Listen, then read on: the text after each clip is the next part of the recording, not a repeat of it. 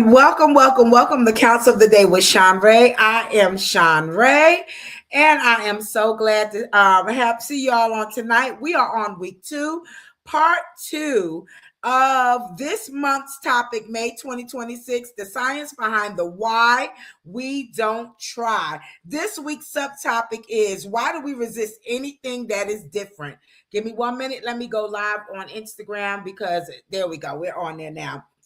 All right, so I have put in the comment section, there is a growth mindset 3-minute test link that I'm putting in the comment section. If you all want to copy it and take it and do it, it's only 3 minutes, and it helps you understand you. It helps you better understand you, who you are, and different things like that. If you're interested in taking that 3-minute growth mindset. And I said, let me jump on this first rather than later, because I will forget once I get started talking, y'all. All right, so let's move on. I'm going to bypass certain things. I am a degreed counselor from Ashford University. I acquired a dual degree from Ashford University.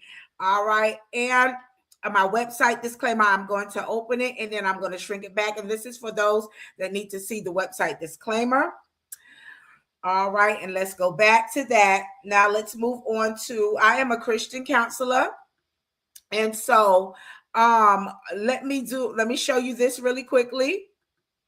And then I'm going to minimize it. So my scripture that I use is Deuteronomy 31:6, NIV version. Be strong and courageous. Do not be afraid or terrified because of them. For the Lord your God goes with you. He will never leave you nor forsake you. All right, and so let me also get on Facebook. I'm sorry, I thought I was on here. I don't see where I am live on here. Let's go back and try it again. I thought I was on Facebook. Maybe I am. Okay, let's try it again. Because sometimes my signal in the house is weird. So let's try it again. Let's see if I'm on live. I'm supposed to be. There we go. I am live on Facebook. All right, I popped up. There we go. Let me share. Let's share. Here we go. All right, so let's move forward. We are on, this is part 2 of our topic from on Tuesday night. Why do we resist anything that is different? Trust me, this is not an isolated conversation. This is something that we all do. We will overlook something that that's a little different to us, and we'll just bypass it. And not sometimes the things that we bypass will actually help us grow, and it will help us expand our world around us, as we talked about on Tuesday night. So let's open up and let's go to our key points for tonight. I'm going to maximize it and then I'll minimize it. Our key points for tonight are the word try often signals intention, but without the action. Okay. And it keeps us, it keeps us psychologically stuck with this. Okay. Then unfinished intentions drain mental energy. Action provides cognitive relief. All right. And doing what's in your control builds agency, even when outcomes are uncertain. So agency is not a matter of trying harder, but choosing to act on it or choosing not to. So let's move on to our first one. And I want to thank all the viewers for tonight, because I just saw a big spike in viewers. Thank y'all. Those on YouTube, LinkedIn, TikTok, Instagram, Facebook. I'm missing something. X. Thank y'all for all the viewers that are coming on tonight. Thank you all. So let's start with our first question for tonight. And I'm going to open it and then I'm going to minimize it. Should we all just stop trying? Question, should we all just stop trying? All right. And it says the hidden cost of trying and what to do instead of just trying. Okay, we're going to unpack this in a minute. Now, this study is by Miss Pamela Parisky, PhD. She's an associate in Harvard Psychology Department, a senior fellow at the Network Contagion Research Institute. She's taught at Johns Hopkins, the University of Chicago, and the U.S. Air Force Academy. So she is very accredited in her research and in her study. Miss Pam, I'm going to call her Dr. Pam. So, the first thing, let's move on. If at first you don't succeed, we already know the answer to that. What are we supposed to do? And y'all know this is an open platform, so y'all are welcome to write down your comments. I will highlight them. But the question is if at first you don't succeed, what are we to do? And we know the answer is try again. But let's see what the study says. So the standard answer, of course, is again, try again. But they are highlighting a former music executive, Miss Carla O. And she has a book on a psychological incisive question. What exactly does it mean and what does it do about if at first you don't succeed? What are you going to do? So this music prodigy, Miss O, she brings a pragmatic experience-based sensibility to this question of effort and locus of control. So in contemporary life, trying has become a kind of morale placeholder. So, and we're going to open this. It signals effort and sincerity when you say, I'm going to try. For instance, I'll try to be there. I'm trying to do this project on time. I'll try to call you later. So these type of statements sound very reasonable, but they often describe an internal state rather than an actual behavior. Okay? So they mark intentions without commitment, effort without execution. So the use of the word is so commonplace now that Dr. O was saying she's trying to get her act together to write a second book, and she was talking about or write an article. But what if we remove the word try from our vocabulary? And this might sound like semantics to you, but that small linguistic word, it shifts forces from a fundamental change in your mindset, from avoiding the blame, from possible failure, to a willingness to be held accountable. So from an external to an internal locus of control. For instance, instead of saying I'll try to be there, change your word. Hey, good night, how are you?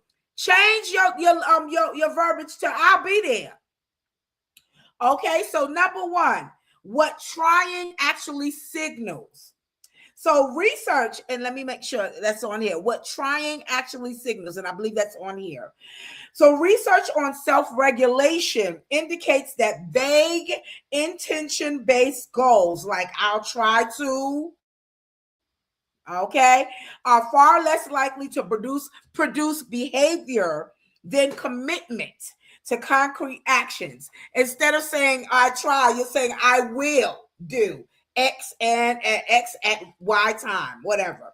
So the word try preserves ambiguity. And when people say that they're trying, they often mean that they are expending mental energy, thinking, rehearsing, worrying, monitoring their emotions. Trying, it does allow room for retreat if the outcome is uncomfortable or uncertain. So, in other words, when you say I try, you actually, I'm going to try. You giving yourself an out. Instead of committing, you're giving yourself an out to I'm trying. Okay? Oh, that's upside down. So replacing the word try, it collapses that ambiguity. You either take an action or you don't. So the mind no longer gets credit for the effort alone of saying, well, at least I tried. Okay. So number two is the relief of do. So the music prodigy her examples repeatedly illustrate what happens when people stop narrating their intentions and start acting on their intentions. A person who stops trying to be understood and instead makes a commitment to communicating clearly changes behavior accordingly. A person who stops trying to feel motivated and instead takes one concrete step, sends the email, applies for that job, or leaves the situation, whatever it may be. This gives that boost of morale. All right, so what also changes is the mental load. Psychologists have long observed what's known as the Z effect. Now, it's the Zeigarnik effect, but I'm going to call it the Z effect because I can't pronounce that word properly, which is the unfinished task and unresolved intentions that remain cognitively active in our brain, intruding on our attention and increasing mental stress while completely or decisively abandoning the actions itself, releasing that hold. For instance, I gave an example last week about how 3 years ago, I purchased a sewing machine because I have always wanted to learn how to sew. But it has always played back in my mind. I got this brand new sewing machine with the whole kit included with it. And I still have not, it's been 3 years, and I still have not, which I have, my time constraints are crazy, but I still have not intentionally made the effort to weekly sit down and learn new steps into sewing. Because my thing has been, even if I don't know how to make an outfit for myself, if I can alter an outfit for myself, that would be awesome. Buying some things that maybe don't fit, they fit a little too snug in one area, and if I can alter it and fit, fix it, to me, that would be amazing. Okay, and so this is what this is talking about right here. These unfinished intentions, how they linger in the back of our mind. All right, so a lot of these psychologists says that research on goal completion shows that once a plan is made or an action is taken, intrusive thoughts decrease. So when a plan is made, it's always in the back of our head. I'm going to try to do this. I'm going to try. But when you put forth the effort to do it and take action to do it, then it decreases the thought in the back of your head because you completed the task. Okay, so even if the outcome is uncertain, because you took action to do it, you completed that task. Okay, and so you kind of freeing your mind. The song "Free Your Mind," that you're freeing your mind. Okay, so doing things provides closure that trying to do them does not. It just can't. I'm gonna say that again. Doing things provides closure that when you saying I'm going to try, that doesn't produce closure. It just can't, because it's something that is unfinished business. All right. So number 3, agency without illusions of control. Crucially, stop trying does not confuse doing with controlling. You cannot do. They will like and approve of me. Okay, this is some examples. This is guaranteed to work, or she will love me. But you can do, which is listen with curiosity, submit the work, speak the heart, and end the relationship. So in other words, this example that was given is, instead of thinking, if I do this, then she'll love me or he'll love me. But you're thinking it and you're not taking action. But if you take the action, then you don't know what the outcome is going to be, but at least you took the action and now you know and you found out. Okay, so the distinction strengthens self-efficacy, the belief that one can take actions that influence your outcomes. So self-efficacy grows through observable behavior and feedback, not through internal efforts alone. Each act of doing, successful or not, provides information. Trying often provides none. So if you act on what you're thinking, you're gonna get information, whether it's what you thought it was gonna happen, or maybe it's something else. But at least you took action. But you keep saying that I'm gonna try and don't do it. You will always be, always be curious. Well, what would have happened if I did it? There are people who want to further educate themselves, but they talk. It's so easy to talk yourself out of doing it. Why don't you just try, instead of trying, take steps to doing it? Go on and apply. Go on and start from, maybe you want to go to college. Sometimes you might have to start with a specialty school.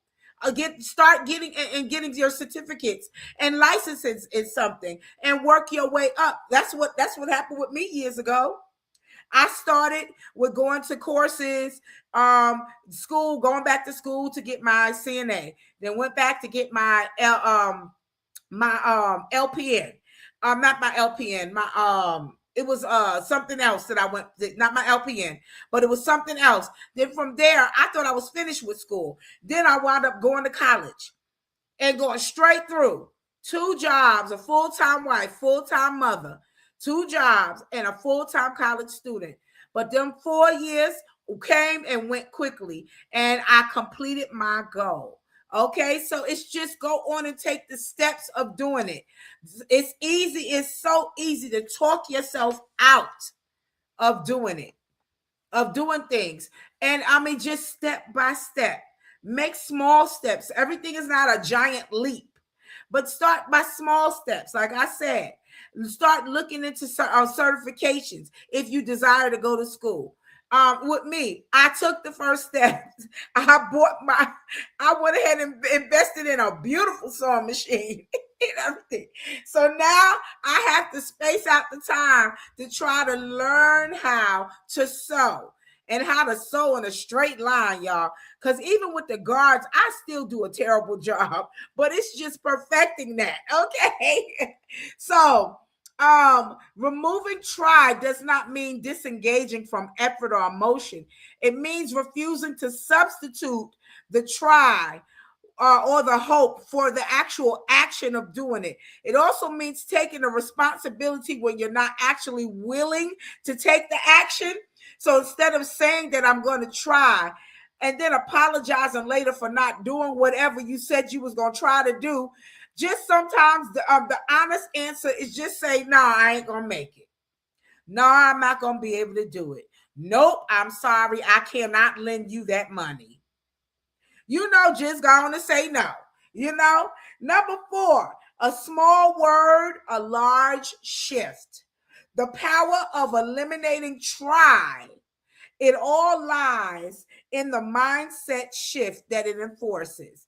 Trying keeps people psychologically over invested and behaviorally installed. Let me say that again.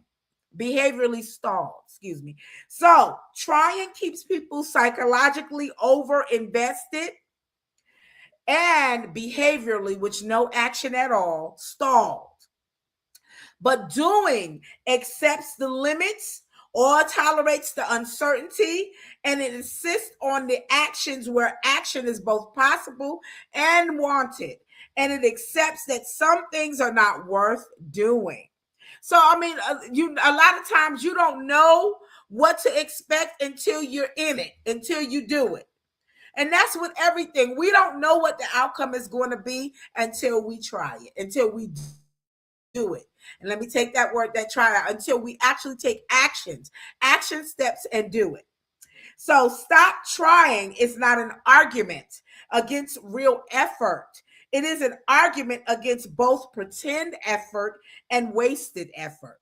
I'm going to say that again. Stop trying is not an argument against real effort. It is an argument against both pretend effort and wasted effort. So, and it's a reminder to say yes when we mean it and no when we don't mean it. So, are you going to come to my party? No, I'm not going to. No. Instead of saying, I'll try. No, I'm not going to be able to make it. It's just too much going on at this time, but I can send you a gift. Something like that. Send me a cash app, something like that. Okay, so again, it's a reminder to say yes and mean it or say no. All right, so let's move on. We did this quick, and I'm so grateful that we did. All right, that was my 4 points for tonight. Let me open that up. That was the 4 points for tonight. We did good, guys. We getting out of here on time. And here is our takeaway. And once again, I put in the comments there is a 3-minute growth mindset assessment. It's a 3-minute If you want to take the test, the link is there, and it'll kind of show you a little bit more about you and who you are. Okay, it's only 3 minutes, guys. If it's something that you think that will help you move closer to reaching your goals. All right, so our takeaway for tonight is, let me open this up. All right. Stop trying is not an argument against real effort. It's an argument against both pretend effort and wasted effort. And it's a reminder to say yes when we mean it and no when we don't. I just said that again, but that's very important, guys. Let's do our quote for tonight. Our quote tonight is, it is our duty as men and women to proceed as though the limits of our abilities do not exist. And that's by Pierre de Chardin. It is our duty as men and women to proceed as though the limits of our abilities do not exist. And that's by Pierre de Chardin. All right, so I'm going to do my service announcements, and then I'll see y'all next Tuesday. All righty there. All right, this is for my fellow theorists, counselors. This is where all of my findings and the research and the teachings come from. That's my website, the theories. All right. Create a personal and professional transformation through expert life coaching. If you're looking for a life coach to help you move further, move and reach that goal, and you need a little assistance with it, www.betterup.com. All right, the next one is Ada Plus Community, empowering adults with ADD, ADHD, and OCD to live their best lives. A different brain requires a different approach. www.adapluscommunity.com. Our next one is BetterHelp. So if you want a safe space to speak with a licensed professional online, BetterHelp offers affordable counseling sessions for individuals, couples, and for the entire family. www.betterhelp.com. All right. And 988 Crisis Helpline, where it says help is available. Connect with people that you can trust. So if you know someone that is struggling, or if you yourself are struggling, it's okay to share your feelings. The 988 Lifeline provides 24/7 free and confidential support for people in distress, prevention and crisis resources for you or for your loved one, and for best practices for professionals within the United States. The 988 Crisis Helpline, it is 24/7. Okay, and our next one, Learning RX. All right, this is this company and this organization has been around for well over 30 years. They offer brain training, a way to strengthen your thinking skills. There are a lot of professionals like judges, doctors, lawyers, business top CEO business people that utilize this this organization to strengthen their brain. But this organization was created to help the average individual who may struggle with working memory, long-term memory, ADD, ADHD. And it says the average graduate who graduates from Learning RX, they're not only have their memory and long-term memory and attention have been improved, but their IQ has increased at least 13 points. I love Learning RX. I tell you, www.learningrx.com, adult tutoring. They also tutor children too. They also children tutor as well. Tutor children as well.